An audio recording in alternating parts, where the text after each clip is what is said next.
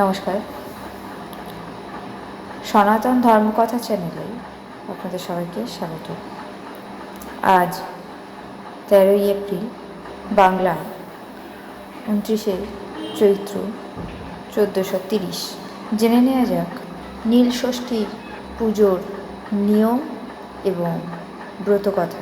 নীল ষষ্ঠী সকল মায়েরা নিজের সন্তানের মঙ্গল কামনায় নীল ষষ্ঠীর পুজো করে থাকেন।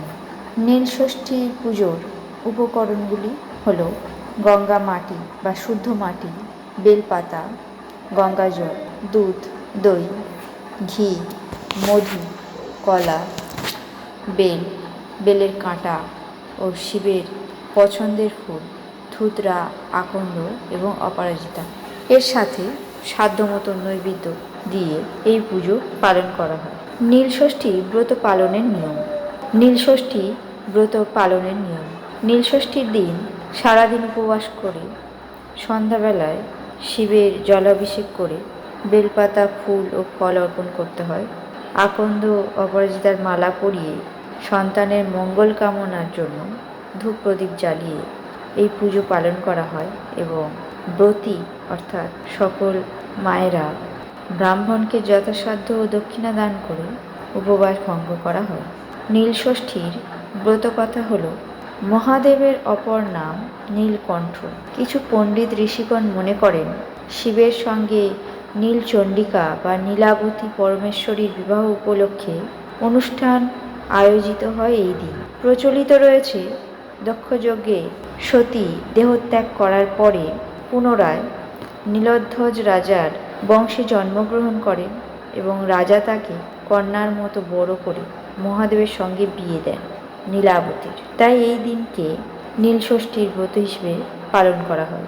নীল পুজোর অপর একটি প্রচলিত কাহিনী অনুযায়ী বহুকাল আগে এক ব্রাহ্মণ পরিবার বাস করত, কিন্তু তাদের কোনো সন্তান ছিল না। সন্তান ভূমিষ্ঠ হওয়ার পরই মারা যেত, অথবা খুব বেশি দিন বেঁচে থাকতে পারত না সেই সন্তান। সন্তানদের মঙ্গল কামনার জন্য ব্রত ও উপবাস পালনের দিন আজ নীল ষষ্ঠী। সাধারণত চৈত্র সংক্রান্তি চড়ক উৎসবের আগের দিন নীল পুজো অনুষ্ঠিত হয়। সন্তান শোকে আহত ওই ব্রাহ্মণ ও ব্রাহ্মণী তীর্থে বেরিয়ে পড়ার সিদ্ধান্ত নেন। নানান তীর্থ ঘুরে ঘুরে একদিন সরজু নদীর তীরে এসে পৌঁছান। ব্রাহ্মণ সরজু নদীতে ডুবে জীবন শেষ করার কথা বলেন ব্রাহ্মণীকে।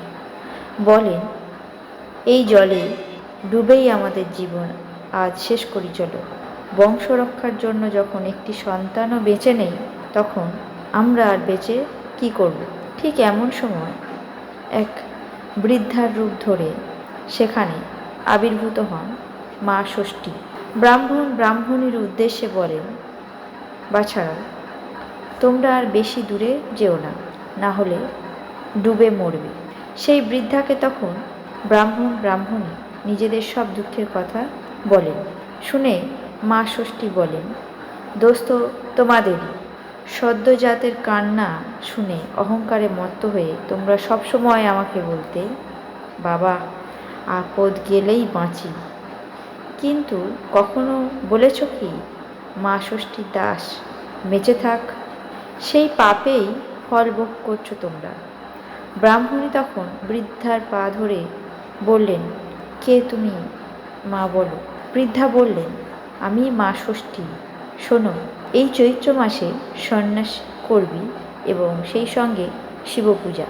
সংক্রান্তির আগের দিন উপবাস করে নীলাবতীর পুজো করে নীলকণ্ঠ শিবের ঘরে প্রদীপ জ্বালিয়ে তারপর আমাকে প্রণাম করে জল খাবে। একে বলে নীল ষষ্ঠী।